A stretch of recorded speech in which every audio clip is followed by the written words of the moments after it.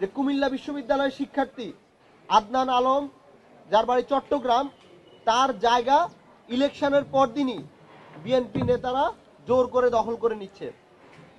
ঢাকা বিশ্ববিদ্যালয় শিক্ষার্থী, নারী শিক্ষার্থী যারা সহ আরো অনেকের উপরে আক্রমণ হয়েছে, তাদের জুবাইরের উপর আক্রমণ হয়েছে, তাদের ঘর বাড়ি সব তছনছ করা হয়েছে, তাদের পরিবারের নারী সদস্যদের উপর আক্রমণ করা হয়েছে।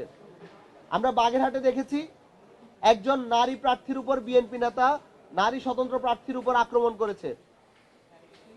তো এই ধরনের ঘটনাগুলো এবং মিডিয়া এবং মেইন স্ট্রিম যে সিভিল সোসাইটি, তাদের যখন আমরা দেখি যে তারা চুপ করে আছে, তখন আমাদের মধ্যে ভয় কাজ করে। কারণ আমরা দেখেছি কিভাবে হাসিনা একটা ফ্যাসিবাদ হিসেবে প্রতিষ্ঠা হয়েছিল। তো এই ধরনের কার্যক্রমগুলো যখন আমরা বারবার দেখছি এবং বিএনপির হাইকমান্ড নিশ্চুপ, এগুলোকে শুধুমাত্র গুজব হিসেবে ফ্রেম করার চেষ্টা করা হয়, কিংবা মিডিয়া শুধুমাত্র এটাকে সংঘর্ষ হিসেবে দেখানোর চেষ্টা করে, তখন আমরা এগুলো নিয়ে অনেক বেশি আতঙ্কিত হচ্ছি। আমরা দেখতে পেয়েছি রংপুরের পীরগাছা কাউনিয়ার পরাজিত যে প্রার্থী ভরসা, তিনি সরাসরি ঘোষণা দিয়ে ছাত্র শক্তি, যুব শক্তি, জামাত এবং এনসিপির যে নেতা কর্মীরা আছে তাদের উপর আক্রমণ করছে।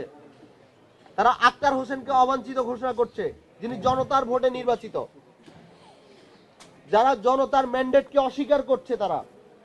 তো এই ধরনের আক্রমণগুলো আমরা আশঙ্কা করছি, এই ধরনের আক্রমণগুলোকে যদি এখনই বিএনপির হাইকমান্ড এগুলোতে যদি এভাবে নিশ্চুপ থাকে, এগুলোকে না থামায়, তাহলে এই ধরনের সংঘাত সেগুলো আস্তে আস্তে আরো বাড়তে থাকবে।